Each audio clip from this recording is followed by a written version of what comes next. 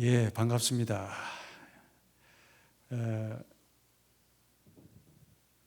제 소개는 우리 목사님께 잘 해주셨고요.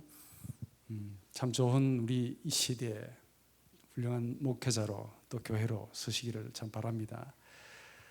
오늘은 이 고린도후서 1장 8절 9절의 말씀을 가지고 신앙과 영적인 해석이라는 이런 주제로 조금 생각을 해봅시다. 우리 인간은 누구나 다 신앙을 가지고 있습니다. 이 종교를 가지고 있지 않다 하더라도 신앙이 없는 자는 단 한 사람도 없습니다.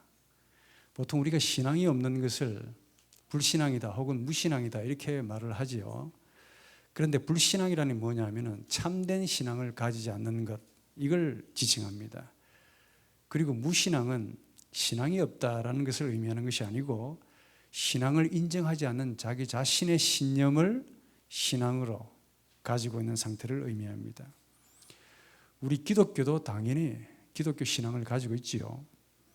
그러면 기독교 신앙이 뭐냐 이렇게 물으면은 이게 답하기가 대단히 어렵습니다. 쉽지 않습니다. 왜냐? 우리 기독교는 처음부터 종교가 아니기 때문입니다. 종교는 우리 인간이 만들었습니다. 인간이 종교를 만들었기 때문에 그 신앙의 이 종교의 핵심인 이 신앙도 인간적으로 혹은 종교적으로 그렇게 규정할 수가 있습니다. 그런데 우리 기독교는 사람이 만든 종교가 아닙니다. 종교가 아니지요. 그래서 기독교의 핵심이라고 하는 이 기독교 신앙도 인간적으로, 인위적으로 그렇게 규정할 수가 없다는 뜻입니다. 그럼에도 불구하고 이 신앙에 대해서 바울이 우리에게 말씀하는 바가 있는데 이게 아주 흥미로운 진리지요. 이 고린도후서 1장 8절 9절이 그렇습니다. 본문에 조금 내용이 조금 다릅니다만은 우리가 아시아에서 당한 환난에 대해서 너희가 모르기를 원하지 아니한다. 우리가 힘으로 감당할 수 없을 정도로 심한 고난을 받아 살 소망까지 끊어졌었다. 이는 우리가 죽은 자들을 살리시는 하나님만 의지하게 하려는 것이다. 이렇게 바울이 고백합니다. 여기서 이 바울이 아시아에서 당한 환난, 고난이라고 했는데 이게 도대체 뭘 가리킬까? 바울은 하나님에게 오로지 초점을 맞추고 있습니다. 그래서 본인이 비록 사도지만은 얼마나 많은 고난을 당했는가를 구체적으로 제시해서 자랑하기를 원하지 않았습니다. 그럼에도 바울은 도대체 자신에게 무엇이 일어났는지를 성도들이, 그 당시 수신자들이 알기를 원했습니다. 학자들에 의하면 대체로 추측뿐입니다. 정답은 없고 이 바울의 환난을 사도행전 19장, 20장을 가리켜서 말한다. 또 어떤 분은 바울이 치명적인 이 뗄 수 없는 질병을 가지고 있는데 이 질병이 재발했다. 이걸 두고 말할 것이다. 또 어떤 분은 오랜 동안의 감옥 생활을 많이 했는데 이걸 두고 말할 것이다. 아니면은 유대인들이 바울이 가는 곳마다 그렇게 박해를 하고 압박을 가하고 괴롭혔지요. 이걸 의미한다라고 말하기도 합니다. 또 어떤 분은 구체적인 환난 핍박을 두고 말하는 것이 아니고 지금까지 당 모든 겪었던 환난을 상징적으로 이 본문에서 환난 혹은 고통이라고 말한다. 이렇게 주석하기도 합니다. 사실 바울이라 하면은 우리가 고생의 대명사라고 해도 과언이 아니죠. 그만큼 환난 고난을 많이, 그런데 그 어느 한 개라도 우리식으로 말해서 만만한 것이 하나도 없습니다. 소위 단 한 개라도 통증이나 혹은 정신적인 고통이 들어가지 않은 것이 단 하나도 없다는 뜻입니다. 그런데도 바울은 고린도후서 본문에서 이 환난을 어떻게 해석을 하느냐? 이는 우리가 죽은 자들을 살리시는 하나님만 의지하게 하려는 것이다. 이렇게 해석을 했다는 겁니다. 제가 나름대로 정리를 좀 해보았습니다. 결론은 이렇습니다.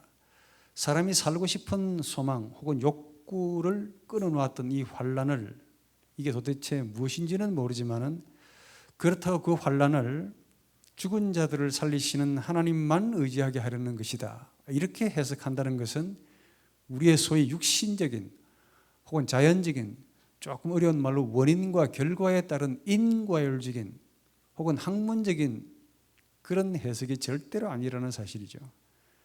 다시 말해 살고 싶은 이 욕구마저 완전히 잠겨버린, 끊겨버린 이 환난을 앞에 두고 이 환난을 오로지 하나님만을 의지하게 하려는 것이다, 이렇게 해석하는 것은 우리의 자연적인 해석이 절대로 아닙니다. 무슨 말이냐면은 오늘 저를 포함해서 모든 분들이 대체로 살고 싶은 욕구마저 좌절이 되는 소위 환난, 고통을 맞게 되면은 한 두 가지 유형을 가지고 있습니다. 하나는 하나님이나 혹은 절대자 앞에 살려주십시오, 살고 싶습니다, 이렇게 말하죠. 또 정반대로 죽고 싶습니다, 그만 살고 싶습니다, 고통이 사는 것보다 너무 힘드니 차라리 죽여주십시오. 그런데 이 살고 싶은 마음, 욕구를 리비도라고 그러고 죽고 싶은 마음, 욕구를 이 타나토스라고 부르는데, 살고 싶은 마음이나 죽고 싶은 마음이 사실은 언뜻 보면 반대처럼 여겨집니다만 내용을 들여다보면 똑같은 마음입니다.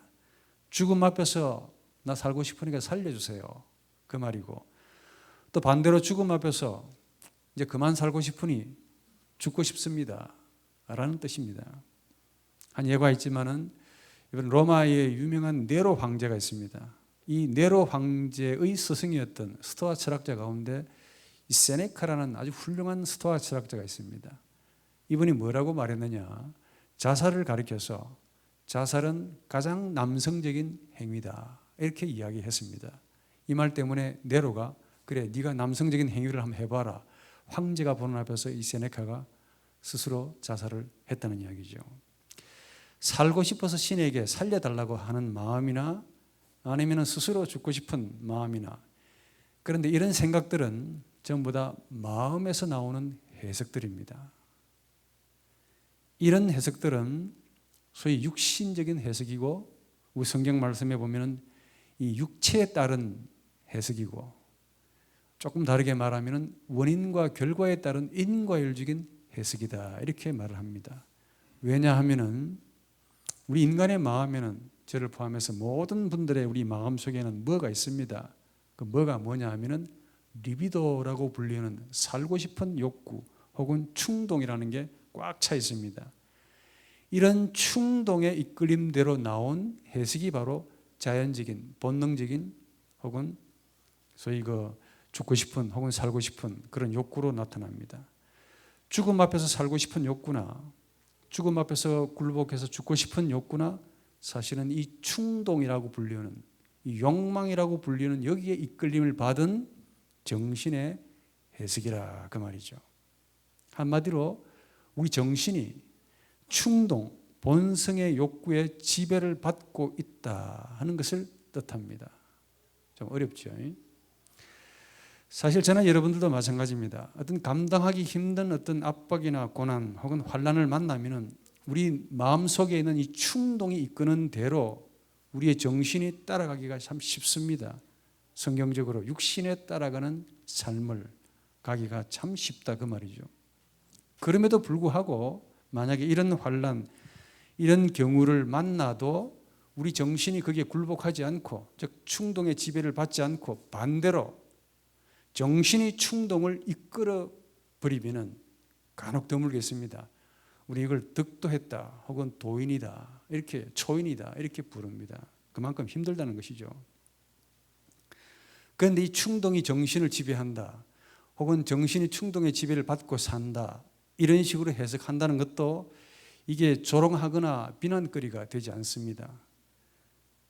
모든 분들이 솔직히 이런 환난을 만나면은 한 번, 두 번이 아니고 계속 만나게 되면은 아마도 별 수 없이 이런 해석을 하면서 죽고 싶다, 살고 싶다, 하나님께 매달리거나 반대로 하나님 앞에서 좌절하고 절망하는 행위를 할 겁니다. 왜냐? 우리 인간이 그만큼 강하지 않기 때문에 그렇습니다. 그런데 또 그렇다고 죽고 싶다, 살고 싶다, 이런 자연적인 인과율적인 해석이 옳다라고 말해도 문제가 있습니다. 왜냐하면 본문이, 즉 바울이 그렇지 않다는 것을 새로운 해석을 우리에게 제공해 주고 있기 때문에 그렇습니다. 바울은 어떻게 해석을 하느냐? 환난을 하나님만 의지하게 하려는 것, 이렇게 해석을 한다 그 말입니다. 죽고 싶다가 아닙니다. 또 살고 싶다가 아니야. 이게 신기하다 그 말이죠. 살고 싶으니까 살려주세요가 아니고, 또 죽고 싶으니까 죽여주십시오, 그만 살고 싶습니다, 도 아닙니다. 이 전부 모든 것들을 통틀어 하나님만 의지하게 하려는 것이다, 이렇게 해석을 합니다. 그러면 우리가 드는 질문이 뭐냐? 바울이 이 환난을 당하기 전에는 하나님을 전혀 의지하지 않았는가? 천만의 말씀이죠. 바울은 회심하기 전에도 그랬고 회심한 후에도 그렇고 하나님을 떠나본 적이 단 한 번도 없는 분들입니다. 없는 분입니다. 다 아시죠? 회심 전에는, 예수를 만나기 전에는 하나님을 율법으로 오해했습니다. 그래서 그 율법을 지키지 않는 범하는 기독교인을 잔인하게 열심으로 핍박을 했던 그런 분입니다. 회심하고 난 다음에는 하나님을 그리스도 안에서 복음으로 만났습니다. 그래서 반대로 이제는 기독교인을 위한 열심으로 선교, 전도를 위해서 일생을 다 바친 분입니다. 이분의 삶은 말 그대로 고난의 역사입니다. 그런데 바울이 지금 본문에 와서 이렇게 살 욕구를 끊어놓은 환난을 어떻게 해석을 하느냐? 새삼스럽게, 지금까지 다 그리웠는데 갑자기 또 새삼스럽게 하나님만을 의지하게 하려는 것으로 그렇게 해석을 했다 그 말이죠. 여기서 의지한다라는 말이 나오는데 헬라어로 페이도라는 말인데, 이걸 불가타 번역에서는 라틴어로 피데레, 신앙한다, 믿다, 설득한다라는 뜻입니다. 좀 역자적으로 번역을 해드리면은, 우리 자신에 의해 설득되지 말고, 무엇이? 정신이 우리 자신의 욕구에 설득되지 말고 우리 정신이 하나님에 의해 설득되기 위함이다. 조금 더 유연하게 번역하자면은, 우리 자신을 믿지 말고 하나님을 믿게 하기 위함이다 라는 뜻이죠. 우리 자신에 의해 설득되거나 우리 자신을 믿도록 하지 말고 하나님에 의해 설득되거나 하나님에 의해 혹은 하나님을 신앙하도록 하기 위함이다, 이런 뜻입니다.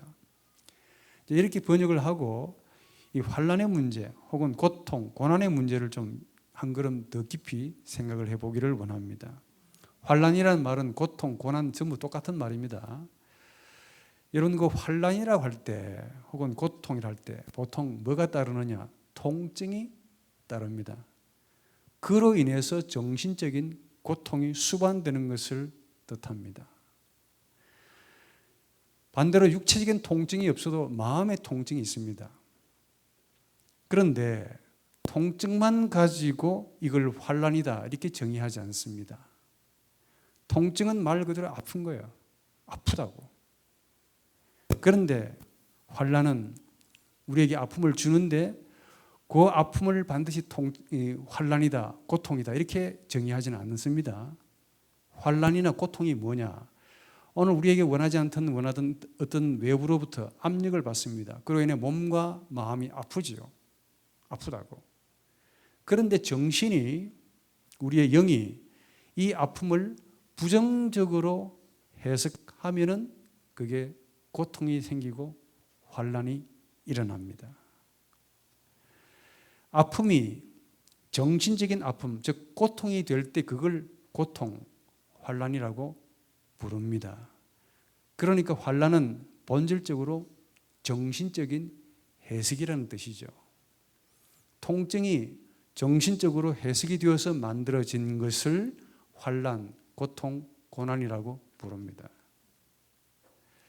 예컨대 우리 배우자 아들이 죽었지요. 예컨대 사업에 실패했습니다. 친구가 배신했습니다. 부모님이 돌아가셨고 이혼하고 천재지변을 만나서 힘들지요. 각종 원한 재난들을 겪습니다. 이런 외형적인 것들이 환난이 아니고, 이런 것들을 지금 여기서 만나고 있는 내가 이것들을 정신적으로 해석을 해야 고통이 되고 환난이 됩니다. 이해를 돕기 위해서 여러분들에게 실화를 소개하죠. TV에 우리 동물의 왕국이 나옵니다. 지금 새가 한 10마리 새끼를 낳고 열심히 지금 키우고 있습니다. 그랬더니 저 위에서 뱀이 나무를 타고 내려와서 그 새끼를 한 마리도 남기지 않고 다 잡아먹었습니다. 이게 내가 봐도 너무 끔찍하다 이 말이에요. 그런데 그 어미새가 옆에서 얼마나 힘들었는지 아팠는지 열심히 웁니다. 근데 뱀을 쫓아낼 만한 힘은 없기 때문에 한참을 아파합니다. 시간이 지났습니다. 어떻게 되었을까요? 시간이 지나가니까 그 어미새는 그 아픔을 잊고 다시 먹이를 찾아다니면서 생을 살아가더라 그 말입니다. 오늘 저는 여러분들 우리 인간들의 마음 같으면 어떻게 될까요? 자식들이 한꺼번에 다 죽어나갔습니다. 마음의 병을 얻겠지요. 심한 고통을 겪다가 병으로 죽든지 굉장히 파격적인 영혼이 황폐함을 겪든지 그런 고난을 겪었을 겁니다. 그런데 이 새끼들을 한꺼번에 다 잃은 어미새는 왜 잠시 아파하다가 속된 말로 자살하지 않고 다시 생을 살아가는 걸까 하는 질문이 생깁니다. 어려운 답을 여러분들에게 소개해 드립니다. 그 해답이 뭐냐면은 이제 좀 어렵습니다. 나라는 존재에 답이 있습니다. 생소하시겠지만은 이 나라는 존재, 나라는 존재는 하나님과 천사들 그리고 우리 인간들만이 가지는 아주 독특한 존재입니다. 이 영적인 겁니다. 이걸 가리켜 우리 인간이 이걸 가지고 있다고 해서 하나님과 닮았다고 하고 이걸 하나님의 형상이라고 부릅니다. 우리 인간은 외부로부터 어떤 원치 않는 무엇을 압박을, 통증을, 괴로움을 딱 받으면 동물과 같이 아픔을 느낍니다. 아프다니까. 그런데 동물은 나라는 존재가 없기 때문에 이 통증을 고통이라는 소위 정신적인 형이상학적인 무엇으로 결코 해석하지 못합니다. 변형을 시키지 못한단 말이에요. 그냥 아픔 그 자체로 참습니다. 통증을 정신적으로 해석하지 못하기 때문에 동물들은 고통을 느끼지 못합니다. 어떤 분들은 동물도 개도 고통을 느낀다는데 잘못 본 겁니다. 아픔만 가지고 있을 뿐이죠. 통증만 가집니다. 고통을 가지지 못하기 때문에 오로지 통증만 가지고 있기 때문에 시간이라고 하는 소위 치료하는 광선에 해당되는 이 시간이 지나면 그 통증은 점차로 아물고 그리고 자살하지 않고 다시 생명을 이어갑니다. 그게 동물입니다. 그런데 우리 인간만은 그렇지 않다는 거예요. 이 나라는 존재를 가지고 있습니다. 이 나가 뭐냐? 여러 가지 많은 사건들을 정신적으로 해석합니다. 정신적으로, 영적으로 해석한단 말이에요. 어떤 인간이 외부로부터 감당할 수 없는 그런 힘든 통증을 받았는데 그 통증 그 자체로 남기지 않고 이걸 정신적으로 해석합니다. 그 해석으로 인해서 통증이 정신적인 고통으로 변질이 됩니다. 그래서 거기에서 바로 환난, 고통, 고난이라고 하는 새로운 형태의 형이상학적인 정신의 해석이 성립이 되는 겁니다. 여러분들이 이해하셨다면 이 외부로부터 받은 이 압박, 아픔, 통증 이걸 어떻게 고통으로 만드느냐 하면은 과거에 아파본 경험을 우리 인간이 다 가지고 있습니다. 이 과거를 연역해서 앞으로 죽을 거다라는 미래의 사건을 또 가집니다. 미래를 상상해서 그로 인해 고통을 가집니다. 그러니까 과거나 미래가 없다면 동물처럼 통증만 있고 시간이 지나면 잘 아뭅니다. 그런데 우리 인간은 그렇지 않다 이게. 과거나 미래를 가지고 있고 언젠가 죽을 거다. 또 과거에 아파봤기 때문에 얼마나 힘들다는 사실을 잘 압니다. 그러니까 지금 여기서 만나는 어떤 아픔과 통증을 정신적으로 해석을 합니다. 이런 점에서 하나님 앞에서 자살할 수 있는 피조물은 우리 인간밖에 없어요. 왜? 나라는 존재를 가지고 있기 때문에 그렇습니다. 그러면 하나님도 이 나를 가집니까? 라고 질문을 하겠지요. 하나님은 나를 가지는 것이 아니고 하나님은 나 자체입니다. 구약에서는 야훼라고 부릅니다. 여호와, 야훼, 나 있다 라는 뜻입니다. 그 자체가 나입니다. 하나님은. 이런 점에서 하나님과 우리 인간과의 관계는 나와 나의 관계고 좀 다르게 말하면 나와 너의 관계 혹은 영적인 관계, 인격적인 관계라고 부릅니다.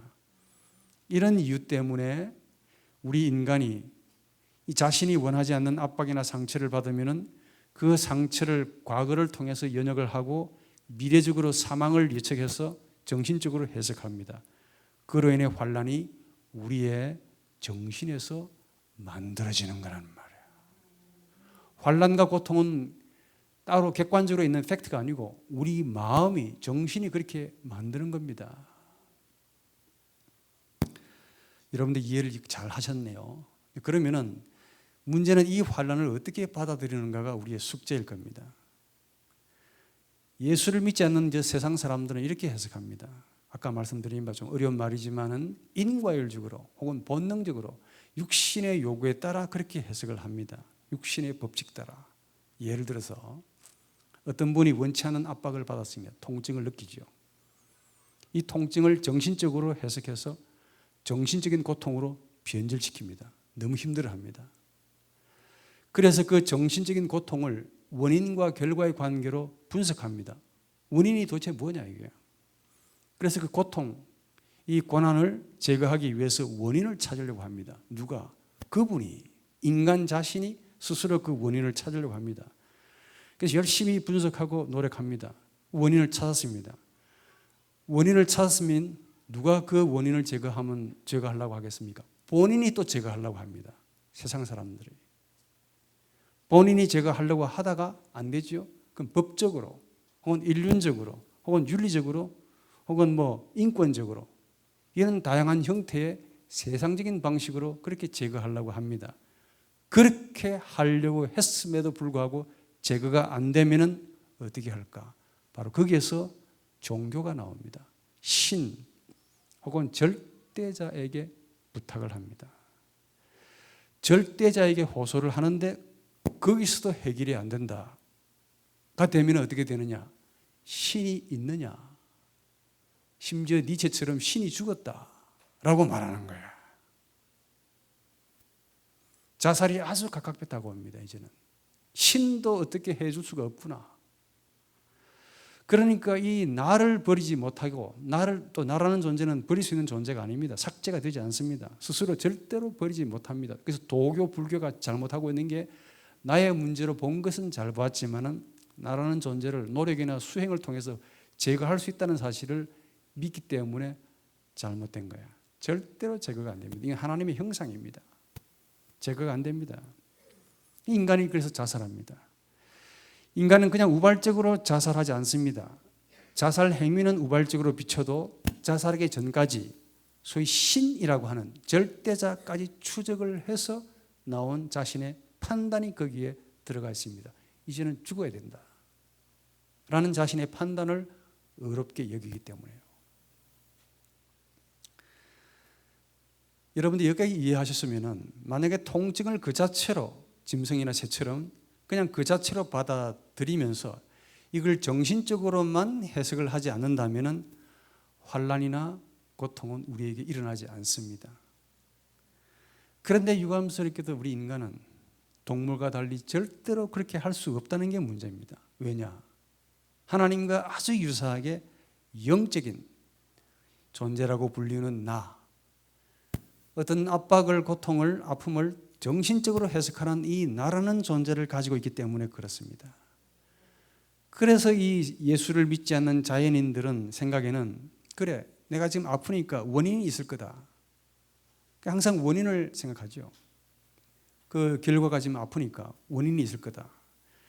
물론 추적하면 그렇습니다. 반드시 통증에는 원인이 있습니다.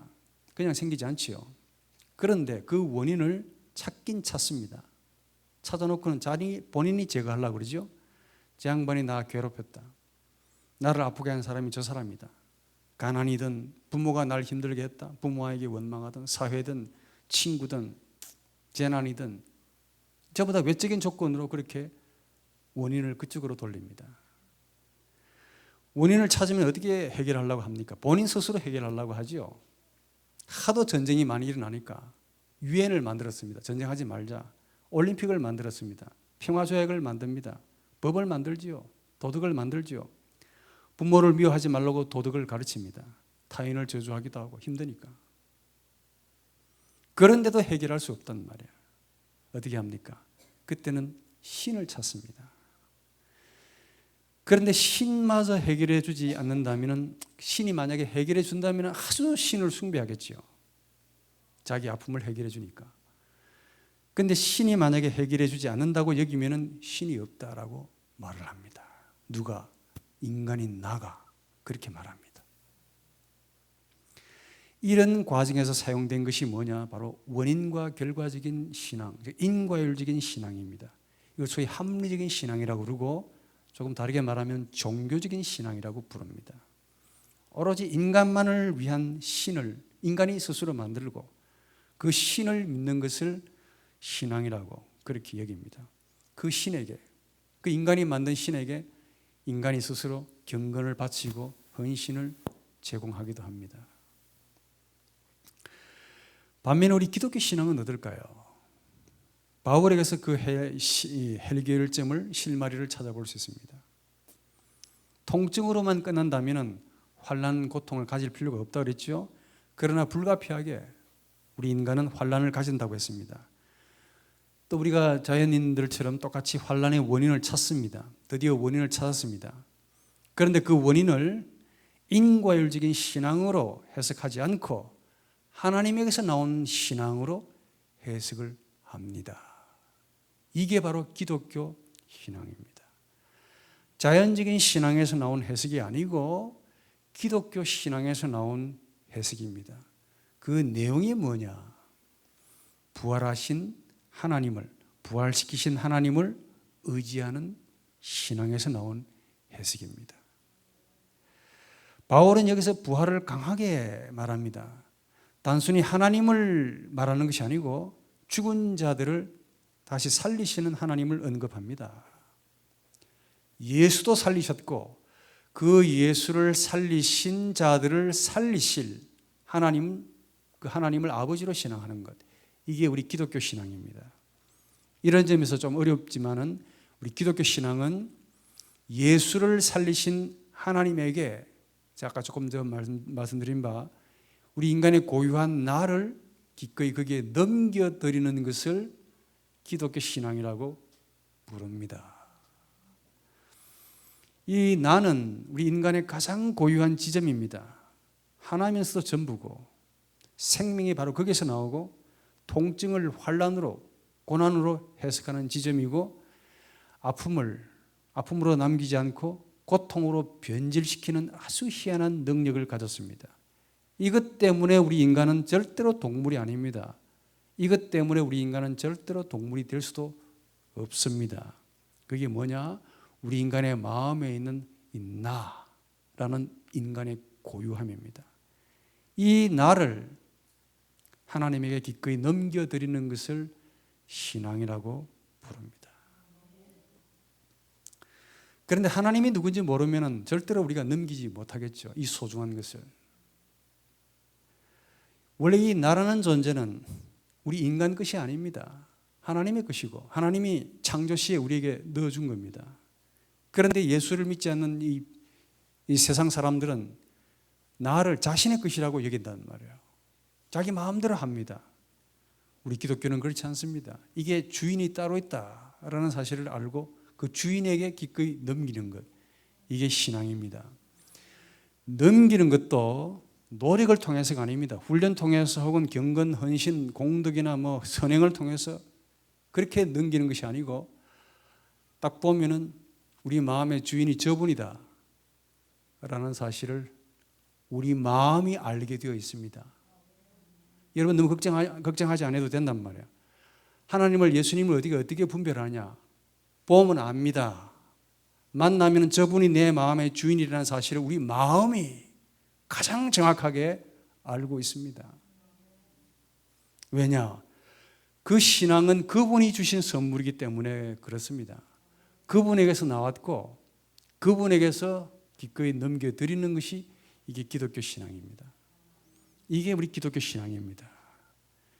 그래서 이야기를 좀 정리해 보면 신앙은 정신의 해석이지요.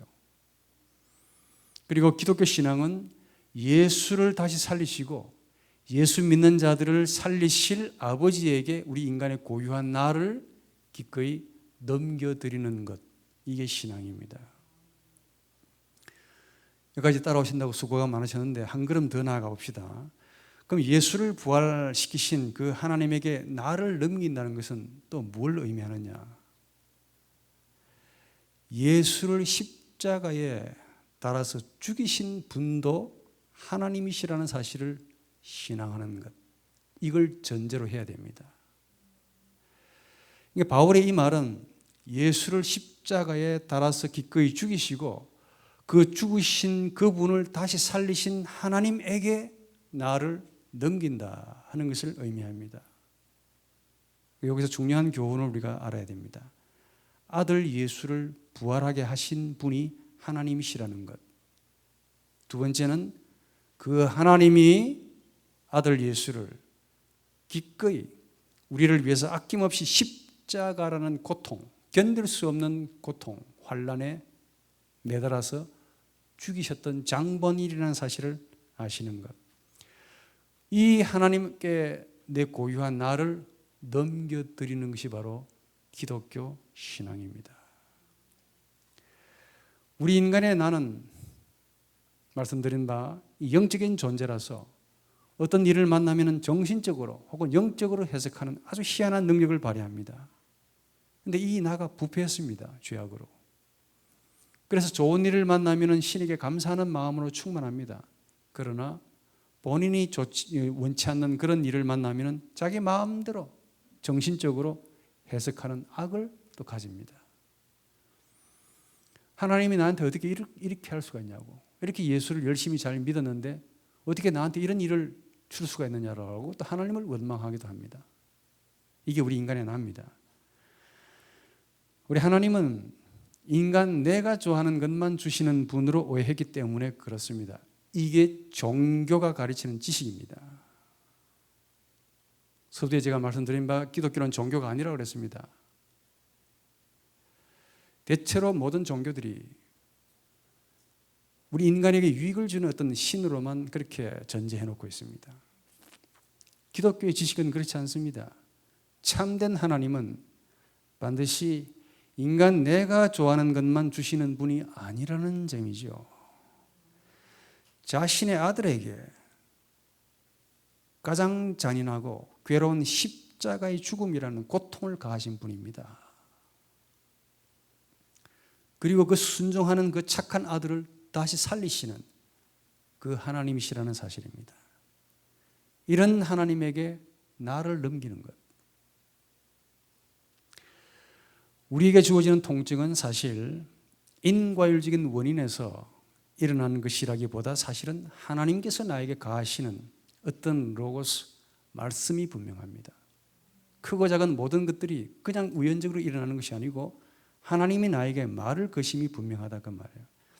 그 말씀의 내용인즉슨 너 자신을 믿지 말고 하나님을 믿으라, 하나님을 의지하라는 어떤 순수한 하나님의 말씀일 수가 있습니다. 이 영적으로 이렇게 해석을 해야 그게 가능하다 그 말입니다. 오늘 저나 여러분들이 좀 사셨습니다. 젊은 분들을 보면 앞으로 사실 일이 참 많다는 생각을 합니다. 살아보니까 아시겠죠. 좋은 것보다는 힘든 일이 얼마나 많다는 것을 잘 아실 겁니다. 남은 인생도 제가 바라기로는 여러분들이 참 좋은 일만 만나시기를 그렇게 바라고 싶지만은 그건 제 개인적인 욕망이고 아마도 여러분 마음에 별로 들지 않는 일들을 많이 겪으실는지 모릅니다. 소위 환난, 고통. 예수도 그렇게 만드셨습니다. 예수를 따라다녔던 바울도 그렇게 힘들게 살게 했다니까. 하물며 예수를 구주로 섬기는 우리들이야 왜 그분의 마음대로 하실 수가 없겠습니까? 신앙을 가장 위협하게 하는 것이 운명이라고 봅니다. 운명이 신앙을 도전하는 가장 큰 도전입니다. 예컨대 각종 사고들이 많습니다. 하루에도 38명이 죽습니다. 자살로. 우리가 원하든 원치 않든 많은 환난들이 일어납니다. 사랑하는 자와 함께 있지만 언젠가 이별해야 되겠죠. 사망할 때는 반드시 병으로 죽습니다. 이게 운명적인 것 같이 보입니다. 가장 큰 운명이 뭐냐? 사망이라는 것이 있습니다. 죽음. 이 죽음을 피할 만한 힘이 있을까요? 아무리 신앙이 대단해도 사망을 넘어가는 자가 없습니다. 그러나 우리 기독교 신앙은 이 운명들을 나에게서 사라져야 할 장애물로 그렇게 여기게 하지 않습니다. 오히려 사망은 하나님과의 만남을 직구하는 하나님의 은혜로 그렇게 해석을 한다 그 말이에요.